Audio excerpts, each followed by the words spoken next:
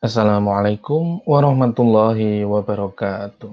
Baik, sebelum kita mulai pertemuan pada kesempatan kali ini, kita buka terlebih dahulu dengan membaca bacaan basmalah bersama-sama.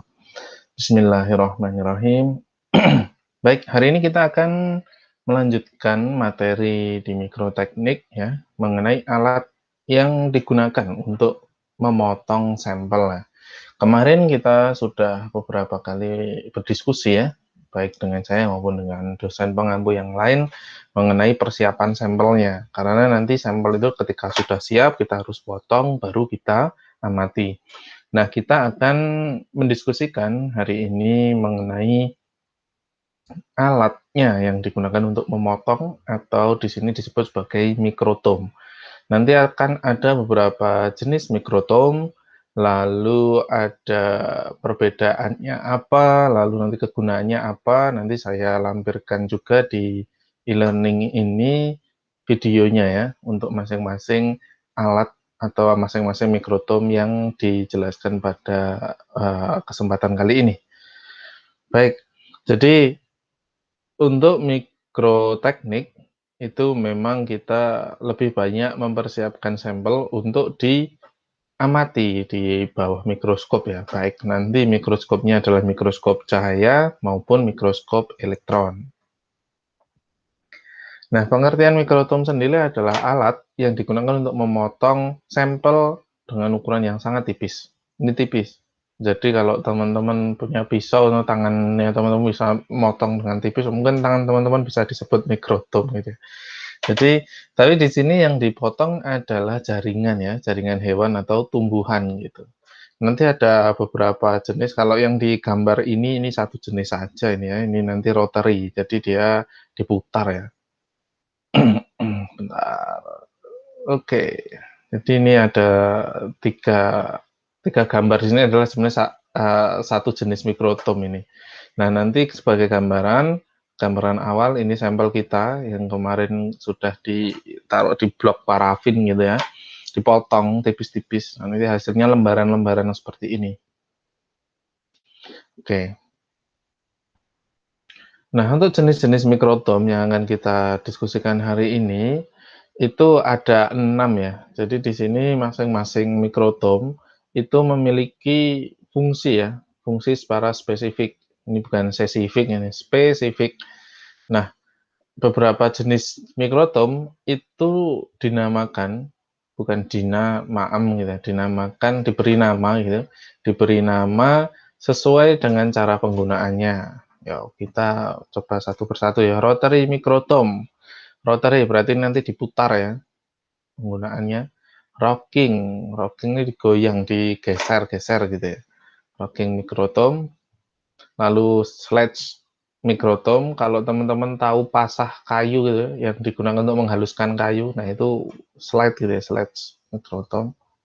Ultra mikrotome, nah ini bukan nama superhero, itu Ultraman.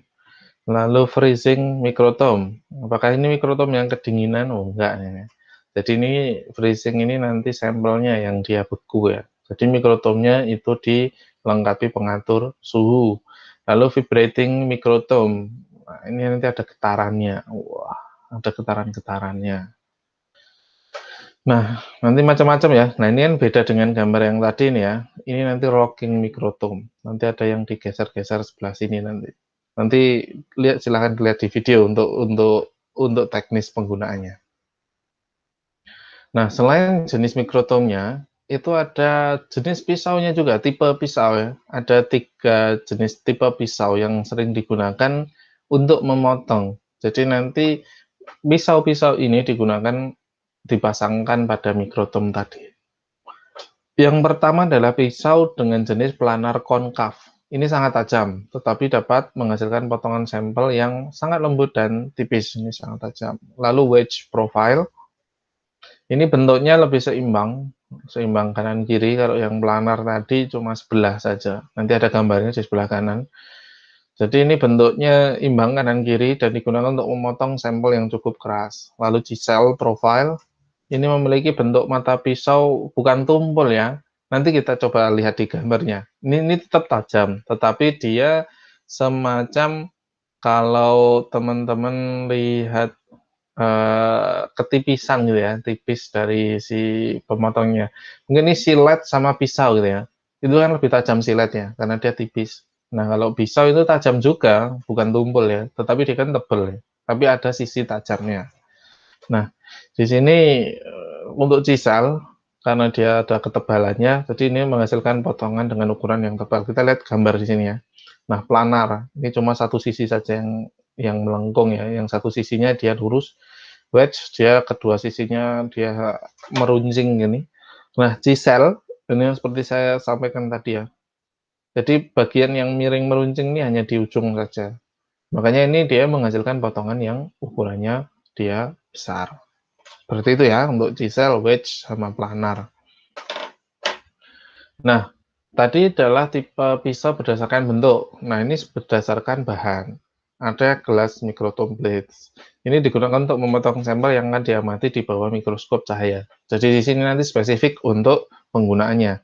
Lalu ada yang diamond. Jadi nanti dari permatanya blades.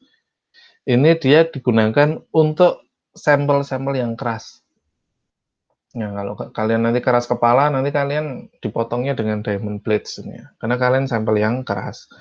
Nah, ini pengamatannya menggunakan SEM. Ini elektronik mikroskopi, elektron mikroskopi. Jadi ini ada dua jenis bahan ya yang umum digunakan sebagai bahan pisau mikrotome. Oke, kita mulai yang pertama, rotary microtome. Microtome ini sering digunakan untuk memotong sampel yang akan dilihat, bukan terlihat di bawah mikroskop cahaya. Biasanya dioperasikan dengan memutar ya, karena sesuai namanya, rotary. Nanti ada handle-nya untuk memutar. Dan kalau teman-teman tahu mesin jahit zaman dahulu gitu ya, itu ada putarannya di sebelah kanan gitu. Sekarang itu masih ada nggak ya, itu diputar nggak ya? Karena sekarang tinggal diinjek gitu ya. Maksudnya tidak digoyang-goyang injeknya. Nah, rotary microtome dapat memotong sampel yang keras. Ini juga dapat digunakan untuk memotong sampel yang keras. Nah, biasanya sampel jaringan dilapisi parafin. Nah, ini ketebalan dihasilkan antara 0,5 mikrometer hingga 60 mikrometer. Nah, ini seperti ini. Jadi nanti yang diputar adalah handle yang ini ya.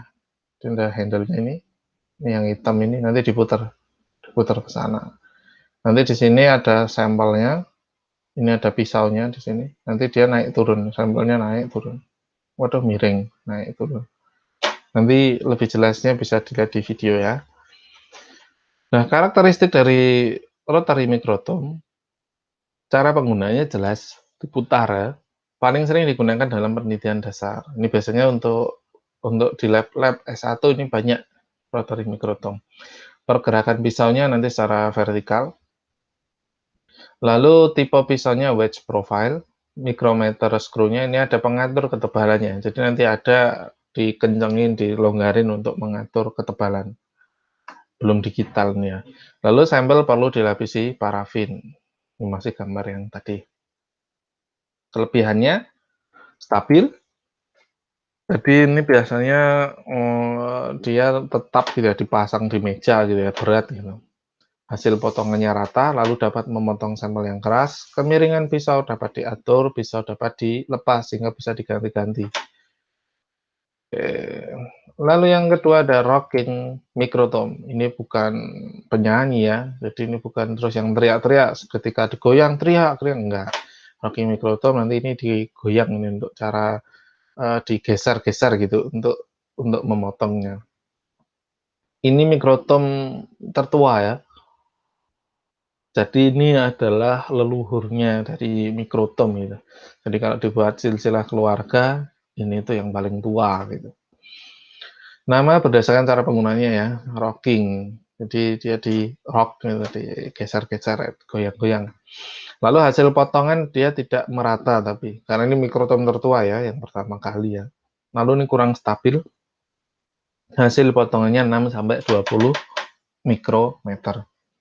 Lalu tidak dapat memotong sampel yang keras, lalu pisaunya bikonkav yang tajam tetapi mudah tumpul. Kemiringan pisau tidak dapat diatur, ukuran sampelnya kecil yang bisa dipotong. Nah, ini seperti ini. Jadi ini nanti digeser sana, ke sini, nanti lihat di video ya. Oke, nah ini untuk lebih dekatnya lagi, jadi ini ketika di dua sini maju, mundur ke sini ya. Nanti ini akan ada, ini naik turun, nomor 5 ini dia naik turun juga. Nah, ini nanti akan dipotong, ada pisaunya di sebelah sini. Lalu yang ketiga, sledge mikrotom. Nah, ini mikrotom yang paling besar ini. Kalau kalian mau bersedia dipotong-potong menggunakan mikrotom, kalian bisa pakai ini ya, yang lekar gitu, dipotong-potong.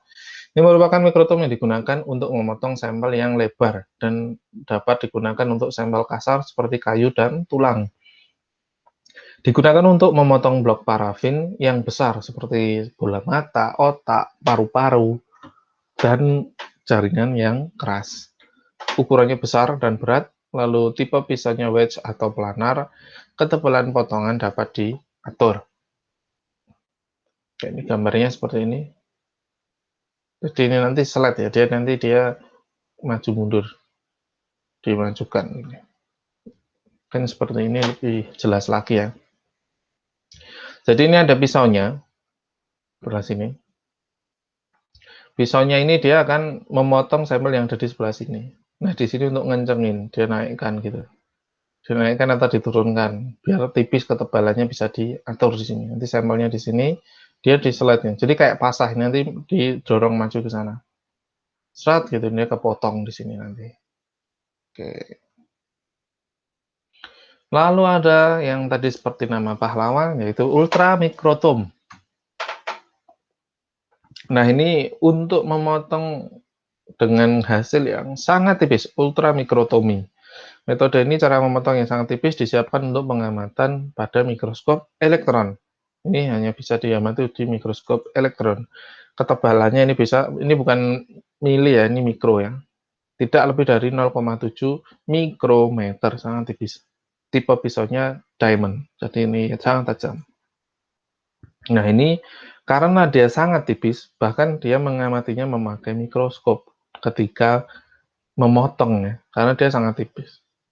Nanti akan ada pengaturannya, jadi ada alat bantunya di sebelahnya biasanya. Nanti dia untuk mengatur di situ, untuk mengatur ketebalannya, untuk mengatur posisinya, dan lain-lain. Dan bahkan nanti dilengkapi monitor di sebelahnya ya, yang dia mempresentasikan apa yang diamati di mikroskop. Nah, di sini ya. Jadi nanti diamond cut ya. Jadi nanti sampelnya ditaruh di sini. Nanti di sini nanti akan ada pisaunya. Nanti dia akan dipotong nanti. Jadi ini ada, karena ya tadi karena tipis, maka dia motongnya pun harus diamati di bawah mikroskop biar dia lebih presisi. Nah, ini ada beberapa bagian persis seperti mikroskop karena ada binokular dan lain-lain untuk fokus, untuk menggeser sampelnya, pisaunya gitu ya. Jadi ini ada pengaturan seperti mikroskop, tetapi ini adalah mikrotom. Lalu freezing mikrotom, ini ketika sampelnya adalah beku ya. Ini sering digunakan untuk penyayatan jaringan yang tidak ditanam dalam parafin maupun keloidin. Jadi jaringan yang disayat adalah jaringan yang tidak ditanam, tetapi dibekukan. Ini perbedaan dengan yang tadi ya, yang sebelumnya. Perbedaan dengan mikrotom sebelumnya, salah satunya di freezing ini adalah dia dibekukan, tidak menggunakan parafin. Nah, pembekunya biasanya menggunakan gas CO2. Keuntungan dari mikrotom ini adalah waktu yang dipakai lebih pendek. Jelas ya, karena kita tidak perlu menyiapkan parafin, tidak perlu macam-macam langkah-langkah yang banyak itu. Karena langsung disayat setelah proses fiksasi. Jadi setelah fiksasi langsung disayat. Fiksasi dibekukan ya, fiksasinya dengan pembekuan. Lalu kerugiannya adalah bila temperatur kamarnya tinggi, temperatur ruangannya tinggi, objek menjadi lunak sehingga sulit dipotong. Jadi di sini fix dia harus beku. Nah, ini seperti ini. Jadi nanti pengerjaannya ada di dalam kaca ini ya. Ini sebenarnya ada penutupnya, tapi ketika pengerjaan dia bisa dibuka gitu. Jadi nanti dia ada alat untuk memutar pisaunya juga di sini. Ini ditata di dalam. Nah, alat ini ada pendinginnya ini. Ini alatnya ada pendinginnya. Lalu yang keenam adalah vibrating microtome. Nah, ini getaran. Pisaunya nanti bergetar di sini. Instrumen dengan silet bergetar untuk memotong jaringan. Pengguna dapat memanipulasi amplitudo getaran, kecepatan, dan sudut pisau. Jadi ini kecepatan dari si pisau, dia naik turunnya itu setinggi apa atau serendah apa, itu bisa kita atur di sini. Potongan jaringan tetap segar karena tertanam dalam agarus dengan suhu rendah. Membran sel dan sitosol utuh, jadi ini kelebihannya ya. Sel yang dipotong adalah sel hidup. Nah, ini untuk vibrating microtome. Nah, seperti ini. Jadi nanti untuk pengaturannya ada di sebelah sini ya, amplitudonya, kecepatan, kemiringan. Nanti pisaunya yang ada di sini nanti bisa bergetar ya. Jadi tidak diem. Kalau yang di rotary dan lain-lain tadi pisaunya diem. Kalau di sini pisaunya pecicilan gitu ya. Pisaunya dia bergetar-bergetar gitu. Krrr gitu untuk memotong sampel. Nanti bisa dilihat di video biar tidak membayangkan yang tidak-tidak gitu ya. Oke, demikian yang bisa saya sampaikan sebagai pengantar ya, karena untuk mikrotom ini memang ada beberapa jenis. Jadi nanti siapa tahu teman-teman menemukan di satu lab mikrotomnya menggunakan jenis mikrotom yang lain dibandingkan lab yang satunya gitu. Jadi tidak perlu cemas atau berkekhawatiran yang berlebihan gitu. Jadi nanti silahkan dipelajari lebih lanjut bisa melalui video yang nanti saya sampaikan, karena masing-masing mikrotom itu memiliki fungsi yang spesifik. Itu perlu diingat, jadi tidak bisa disamaratakan. Baik, karena sudah cukup, jika ada pertanyaan nanti bisa disampaikan langsung bertanya kepada saya atau dituliskan pada forum e-learning. Demikian yang bisa saya sampaikan, mari kita tutup dengan membaca bacaan hamdalah bersama-sama. Alhamdulillahirrabbilalamin. Apabila ada salah kata saya mohon maaf, saya cukupkan. Wassalamualaikum warahmatullahi wabarakatuh.